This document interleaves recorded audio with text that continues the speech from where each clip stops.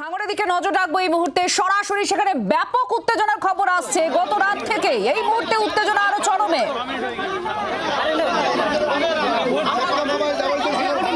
তৃণমূলের আইএসএফ এর মধ্যে চাপানোতর কি চলছে সেখানে আমরা জানবো। এই মুহূর্তে দেখতে পাচ্ছেন সেখানকার ছবি সরাসরি।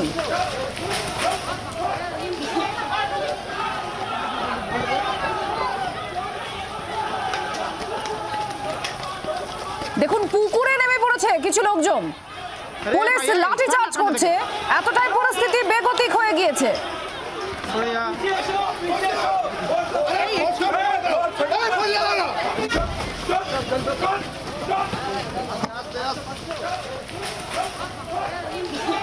ভাঙড়ে ব্যাপক উত্তেজনা। দেবারতী আমাদের সঙ্গে রয়েছেন। দেবারতী, আমরা দেখছি পুলিশ লাঠিচার্জ করতে বাধ্য হচ্ছে, পুকুরে লোকজন নেমে গিয়েছেন, কি হয়েছে, কি অবস্থা এখন?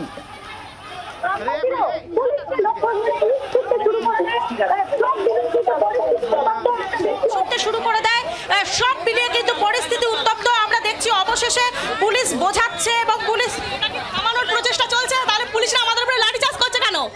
পুলিশরা আমাদের উপরে লাঠিচার্জ করছে কেন? কেন লাঠিচার্জ করে তারা দিলেন? আপনারা খাওয়াতে এসেছেন না মারতে এসেছেন? এই যে আমার দেওয়ারের এই যে কাগজপত্র নিয়ে বসতে যাচ্ছিল, ওরা ওখান থেকে গেটের সামনে থেকে টেনে নিয়ে বালির উপরে গিয়ে মেরেছে। হাড়গুলো দেখা যাচ্ছে, এখানে ভেঙে গেছে হাড়গুলো সব দেখা যাচ্ছে, দেখলে এমনি চোখ দিয়ে পানি আসবে না। আপনারা রাস্তায় বসে পড়েছিলেন? আমাদের দেওয়ারকে নিয়ে যাওয়ার জন্য কোনো গাড়ি পাওয়া যাচ্ছিল না, সেই জন্য বসেছিলাম আমরা। তারপরে কি? তারপরে লাস্টে পুলিশের গাড়ি দিয়ে পাঠানো হলো। গাড়ি এখন নিয়ে গেছে? হ্যাঁ, নিয়ে গেছে। আপনাদের কি যেতে? আমাদের তো প্রথমে যেতে দেবে না বলেই মারপিটটা করেছে। এমনি করেছে ওরা মারপিট, আমাদের ভোট দিতে দেবে না বলে। এখন তো পুলিশ আছে, প্রশাসন রয়েছে, সেই জন্য তো আমরা চলে এসেছি। ওই জন্য আমরা তো কোনো গন্ডগোল পাকাচ্ছি না, আমরা তো চলে আসছি। তাহলে পুলিশরা কেন আমাদের উপর লাঠিচার্জ করছে? কেন করছে লাঠিচার্জ? পরিস্থিতি উত্তপ্ত। সকাল থেকে একের পর এক মুহুর্মুহু বোম, চারিদিকে তাজা বোমা এখনো পর্যন্ত। এবং আশ্চর্যজনকভাবে এতক্ষণ কেটে যাবার পরেও পুলিশ কিন্তু সেই বোম এখনো পর্যন্ত উদ্ধার করতে পারেনি। আমরা খবর সম্প্রচার করেছি সর্বপ্রথম, এবং তারপরেও সেই তাজা বোমা এখনো পর্যন্ত পড়ে রয়েছে। সেই বোম এখনো পর্যন্ত পুলিশ উদ্ধার করতে পারেনি। সেখানে কোনো রকম কোনো বম স্কোয়াডকে দিয়ে যে বোম উদ্ধার করা, সেই বোম এখনো পর্যন্ত উদ্ধার করতে পারেনি। যেখানে পড়েছিল সেখানেই পড়ে রয়েছে। তার মধ্যে মুহুর্মুহু এখানে উত্তেজনা ছড়াচ্ছে। সব মিলিয়ে কিন্তু পরিস্থিতি এখনো অবধি উত্তপ্ত হয়ে রয়েছে। পুলিশ কিছুক্ষণ আগেই লাঠিচার্জ করেছে গ্রামবাসীদের দিকে, এবং তারাও পাল্টা ইট ছুঁড়েছে। এলাকায় কুইক রেসপন্স টিম রয়েছে, সেন্ট্রাল ফোর্স রয়েছে, কিন্তু ঘটনা কিন্তু কোনো রকমভাবেই নিয়ন্ত্রণে আসছে না। দেবারতী, এটা বুথ থেকে কতটা দূরে এই অঞ্চলটা? কি বলছেন? আমি ইলেকশনে আমি সিপিএমের এজেন্ট। আমরা আইএসএফ আর সিপিএমের যখন এজেন্ট একসাথে আসছিলাম, তখন আমাদের উপরে তৃণমূলের দুষ্কৃতীরা আমাদের উপরে বোম মেরেছে। আমার পায়ে আঘাত হয়েছে, হাতে আঘাত হয়েছে। হ্যাঁ, আমার ভাইকে মেরে হসপিটালে পাঠিয়ে দিয়েছে। আমার ভাই কি কেমন আছে তাও জানি না। আমি সিপিএমের এজেন্ট ছিলাম, আমার ভাইও সিপিএমের এজেন্ট 70 নম্বরের, আমি 63 নম্বরের এজেন্ট। আমরা যখন দলবদ্ধভাবে একসাথে এজেন্ট দিতে আসি, তখন তৃণমূলরা মানে আমরা তো এমনি এসছি, আমরা তো জানি না ওরা হামলা করবে। ওরা আমাদের উপরে হামলা করেছে। হামলা করলে আমার ভাইয়ের মাথাটা তো ফেটে গেছে। আমি বাথরুমের ধার থেকে নুকিয়ে তোমাদের এইখানে এসছি। না, নুকিয়ে নেই, আমি এখানে এসে আপনাদের যদি কথা বলবো বলে। হ্যাঁ, বসেছি, এখন আমি বসেছি, আমরা খুবই আতঙ্কে আছি। হ্যাঁ, ঘটনা অত্যন্ত উত্তেজনা পরিস্থিতি। ভেতর থেকে একজন এজেন্ট তিনি ঢুকে পড়েছেন। তিনি এসে কোনো রকমে ঢুকে পড়ে তিনি কথা বলছেন। তিনি অভিযোগ করছেন যে তারা যখন আসছিলেন তাদেরকে আটকানো হয় এবং এলাকায় বোম বৃষ্টি করা হয়। এলাকায় প্রচুর সেন্ট্রাল ফোর্সের বাহিনী রয়েছে, কিন্তু তা সত্ত্বেও কোনোভাবেই এলাকা কন্ট্রোলে আসছে না। এবং স্বভাবতই স্কুলের একদম গেটের বাইরে বোম বৃষ্টি হয়েছে। স্কুলের গেটের সামনে গোটা রাস্তা জুড়ে বোমের সুতুলি পড়ে রয়েছে। ভোটাররা দাঁড়িয়ে রয়েছে, তাদের পায়ের সামনে বোমের সুতুলি পড়ে রয়েছে। বলছে আপনাদের আতঙ্ক লাগছে? তা ভয় দিতে তো আতঙ্ক লাগবে না, এরকম অলিকিকের কি হবে? ভোট দিতে এসছি, প্রশাসন আছে বলে এসছি। কি হবে বলতে পারবো না, কি হবে পালা দিয়ে হবে।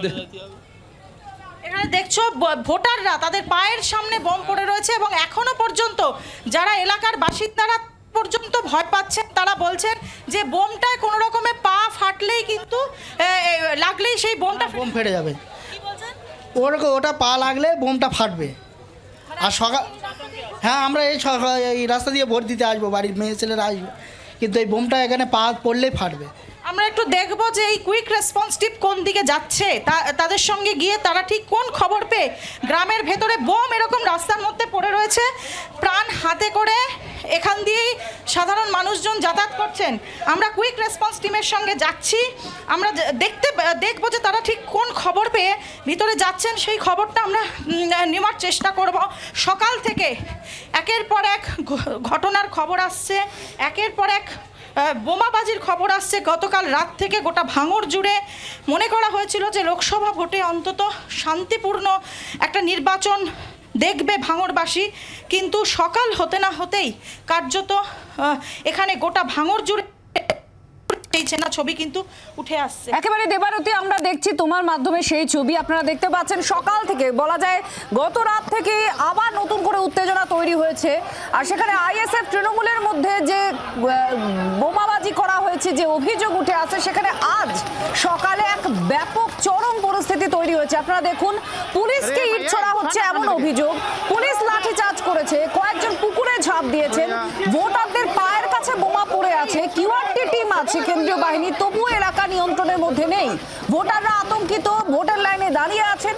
আর সেই ছবি আপনারা দেখতে পাচ্ছেন যখন পুলিশ লাঠিচার্জ করছে, এবং একজন সিপিএম এর এজেন্ট 70 নম্বর বুথ তিনি মেনশন করলেন, তিনি কোনোভাবে বুথের ভেতরে ঢুকেছেন আর তারপর শৌচাগার থেকে আমাদের প্রতিনিধির সঙ্গে কথা বলছেন, রীতিমতো কাঁদছেন।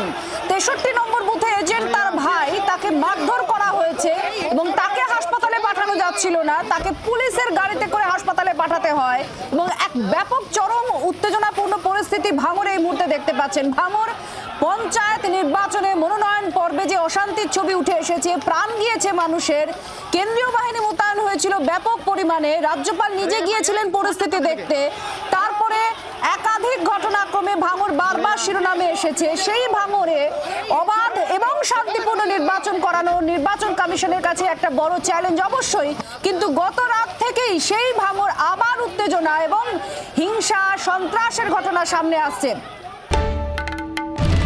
বাংলার আওয়াজ, বাঙালির আবেগ, জি 24 ঘন্টা।